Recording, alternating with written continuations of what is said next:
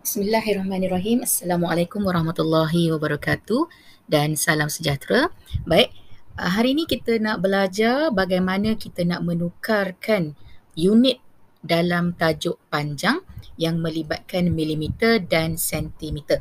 Okey, jadi sebelum itu kita ulang kaji sikit tentang kedua-dua unit ini.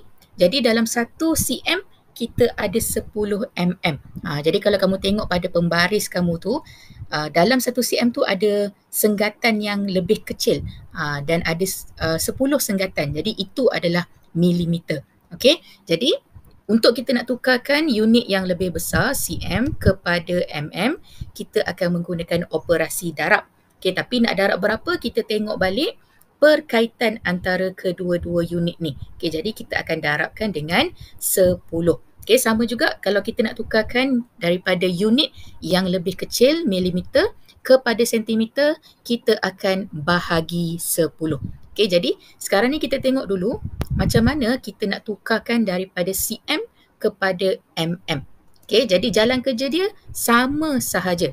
Okey, kita akan gunakan darab 10. Okey, tak kisahlah dia bagi nombor bulat ke, pecahan ke, nombor bercampur ke, perpuluhan ke, jalan kerja dia tetap sama. Okey, kalau kita nak tukarkan cm kepada mm, kita akan gunakan darab 10. Okey, jadi kalau kat sini dia kata 8 cm. Jadi 8 ini yang kita kena darabkan dengan 10. Okey, jadi kita gunalah cara yang paling kita selesa. Ada yang mungkin boleh terus kira, ada yang nak gunakan bentuk lazim, ada yang nak gunakan cara arrow. Jadi tak ada masalah. Okey, apa sahaja cara kita akan tetap dapat jawapan yang sama, iaitu 80 mm. Okey, ataupun 80 milimeter. Baik, kali ni kita tengok kalau diberikan dalam perpuluhan. Jadi sekali lagi, untuk nak tukarkan unit sentimeter kepada milimeter, jalan kerjanya tetap sama, iaitu darab 10. Jadi kita akan ambil perpuluhan itu dan kita darabkan dengan 10. Okay, jadi dekat sini cikgu gunakan cara arrow lah sebab ada titik perpuluhan kan. Okay, jadi kita gerakkan sahaja titik dan jawapan kita adalah 46 mm. Baik, macam mana pula kalau diberikan dalam bentuk pecahan? Okey, jadi macam cikgu cakap tadi, yang penting sekali kita tahu macam mana kita nak tukarkan cm ni kepada mm. Okey, tak kisahlah diberikan apa juga bentuk soalan, jalan kerja dia tetap sama, tidak berubah. Okey, jadi 3/5 yang diberikan, kita akan tetap darabkan dengan 10 dan kita cuba tengok 5 dengan 10 ni kita boleh mansuhkan dengan menggunakan sifir 5 dan kita boleh terus darabkan dengan pengangka untuk dapatkan 6 milimeter.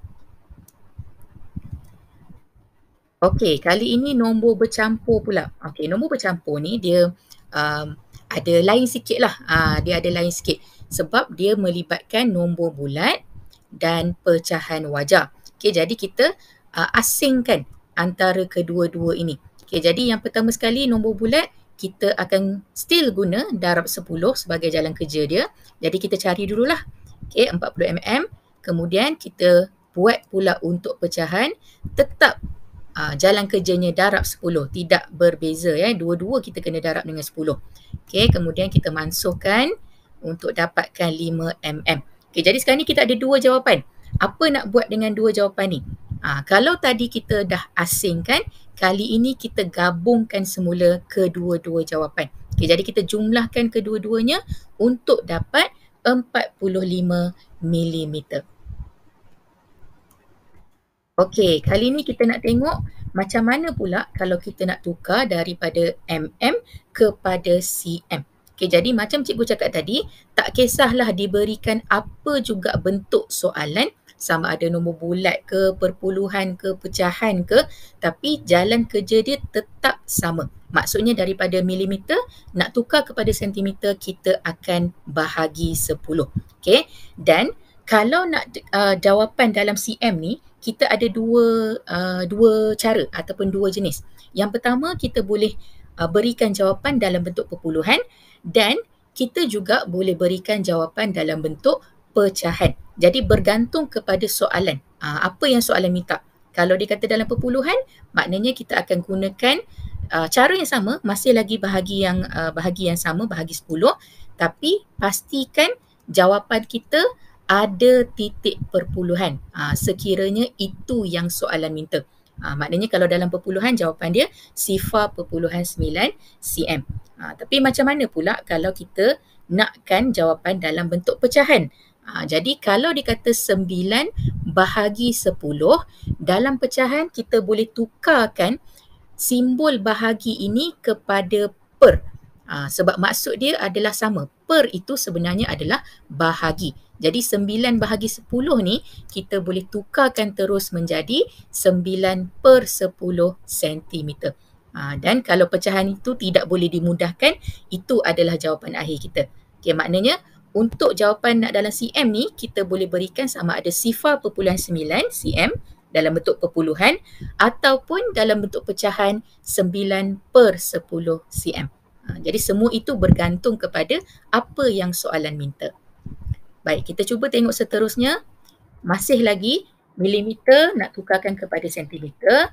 Macam cikgu cakap, kita boleh berikan jawapan dalam dua bentuk. Kita buat dulu dalam bentuk perpuluhan.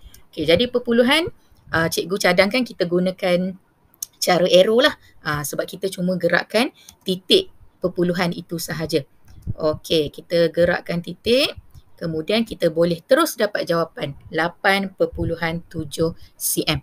Okey, tapi untuk pecahan pula, macam cikgu cakap tadi, bahagi 10 ini kita ubah menjadi per.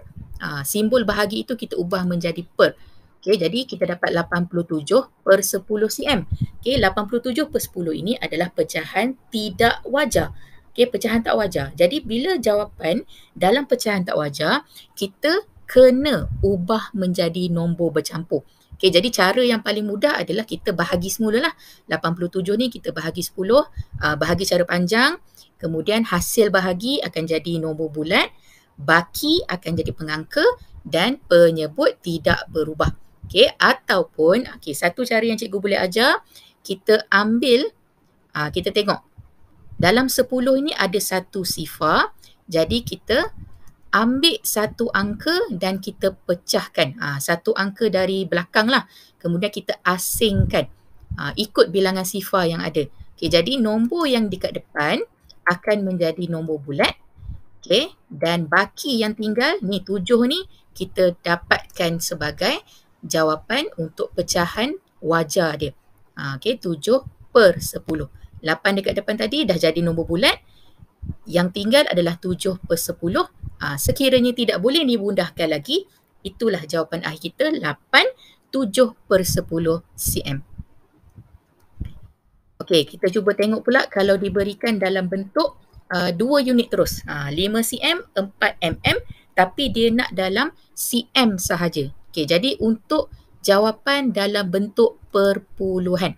Okey, kalau dalam bentuk perpuluhan, kita cuma nak tukarkan bahagian milimeter sahaja. Okey, sebab 5 ni dah memang dalam cm. So, kita cari dulu untuk 4 milimeter tu berapa nilai dia dalam cm. Okey, so dekat sini kita akan dapat 0.4 cm.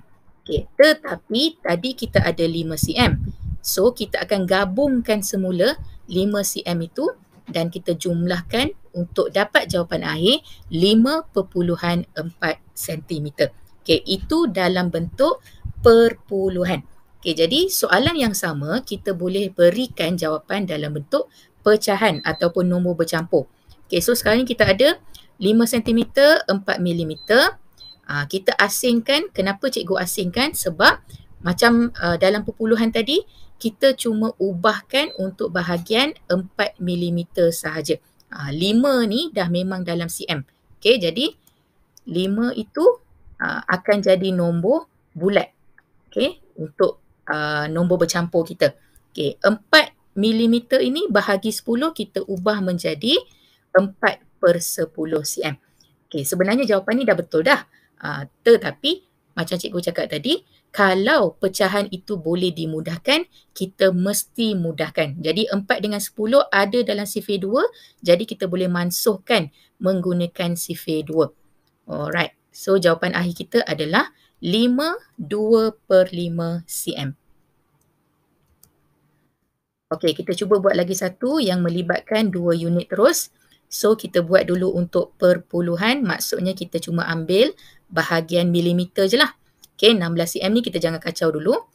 Okey, so 5 bahagi 10, cikgu gunakan cara arrow. Okey, kita pindahkan, kita gerakkan titik ke belakang untuk dapatkan 0.5 cm. Kemudian kita gabungkan semula dengan 16 cm pada soalan dan jawapan akhir kita adalah 16.5 cm. Okey, itu untuk perpuluhan. Baik, soalan yang sama kita boleh berikan jawapan dalam bentuk nombor bercampur ataupun pecahan. Okey, jadi macam tadi cikgu kata kita asingkan 16 cm ni akan jadi nombor bulatnya. Okey, itu dah selesai lah sebab dia dah memang dalam cm. Okey, 5 milimeter ni kita bahagi 10, cikgu gunakan per. Cikgu gantikan simbol bahagi itu kepada per. Okey, 5 per 10 cm dan kat sini kita boleh mudahkan lagi dengan menggunakan sifir 5 untuk dapatkan jawapan akhir 16 1/2 cm. Okey, cikgu harap kamu boleh faham dengan pembelajaran hari ini. Jadi yang paling penting sekali kita ingat balik apa perkaitan di antara kedua-dua unit panjang yang diberi.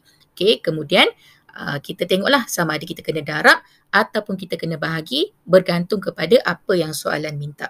Okey, jadi kita berhenti dekat sini. Kita jumpa lagi dalam pembelajaran seterusnya. Terima kasih. Assalamualaikum. Jumpa lagi.